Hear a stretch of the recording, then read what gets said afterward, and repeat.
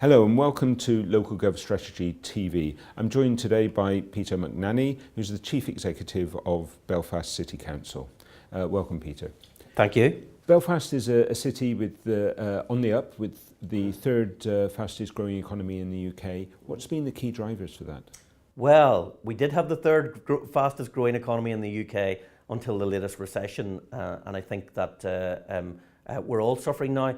What we have been particularly successful in is attracting foreign direct investment, and we have focused on the fact that we have a very well-educated population with many graduates, many of whom want to stay in Northern Ireland, and we've been particularly successful working with InvestNI, the regional development agency, in attracting high-end, high-quality graduate recruitment firms such as the New York Stock Exchange, Citibank, Allen & Overy, one of the big global legal players, Fujitsu, and a whole range of other employers. So we have a very successful record of FDI, and we're building on our strengths, which is a young population, many excellent educational institutions, the Belfast Met College, the University of Ulster and Queen's University, the fact that we're well connected with a city airport and a major port, the second port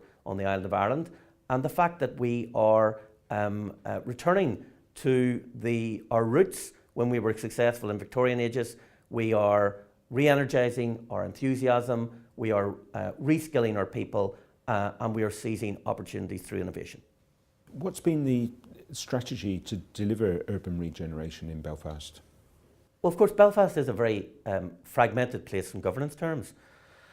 And I would love to say there's been some great master plan, and I think we have, to an extent, retrofitted a lot of planning to a range of opportunities that we have seized over the last 10 or 15 years.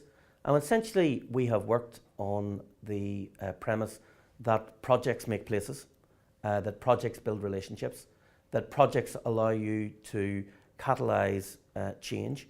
And we have worked successfully with many partners in the city, because the council have only contributed to this, and many, many other, both private investors and statutory bodies have worked very hard, and we have very successfully regenerated the city centre, a new shopping centre, Victoria Square, big investment in public realm, big investment in arterial routes, big investment in working with communities and businesses, big investment in physical infrastructure projects like the waterfront and Laganside and the Titanic Quarter, big investment in tourism. We're opening the new Titanic Signature project in April 2012, which will celebrate the fact that one of the greatest ships in the world, which was all right when it left Belfast, was built in Belfast, and Titanic is probably the 7th most Googled name in the world, and more people in China recognise the word Titanic than recognise the word Belfast.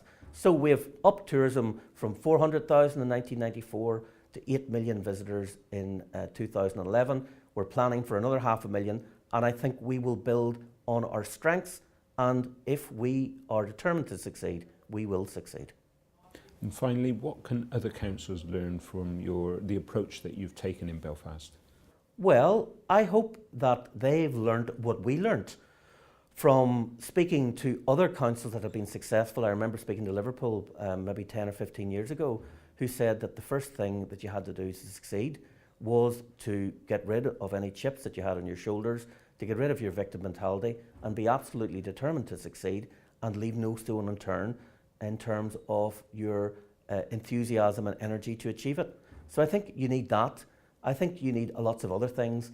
Belfast has been, particularly in Northern Ireland, been lucky because we've been an Objective 1 European region, and therefore we've had access to structural funds, which I think have been very important in helping us to reinvest in a city that had not been invested in.